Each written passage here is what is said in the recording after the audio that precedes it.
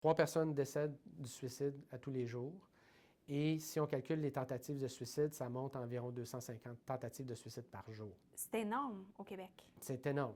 Et si on rajoute les gens qui ont des idées suicidaires, bien là, on parle de plusieurs centaines de milliers de Québécois qui, à chaque année, sont affectés. Heureusement, il y a un espoir. La très, très grande majorité des gens qui ont des idées suicidaires ne feront pas de tentative de suicide, vont au contraire essayer de trouver des solutions, demander de l'aide. Aujourd'hui, vous annoncez un nouveau numéro court. Pourquoi c'est important? Bien, évidemment, c'est une question de génération, il y a une question d'état de santé, parce qu'effectivement, pour certains, ça peut être beaucoup plus facile, moins confrontant d'utiliser le texto. Il y a un sentiment d'anonymité aussi, on est peut-être plus à l'aise. Le service par clavardage et par texto était déjà disponible depuis plusieurs mois, mais si aujourd'hui on lance le numéro court, dorénavant, les gens pourront, en composant le 535353, chatter, clavarder avec un intervenant qui est spécialisé en prévention du suicide.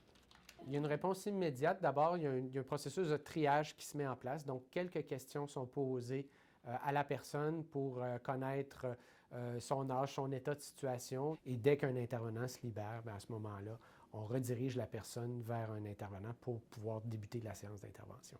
Depuis la pandémie, on parle d'une autre pandémie secondaire qui est la crise de la santé mentale.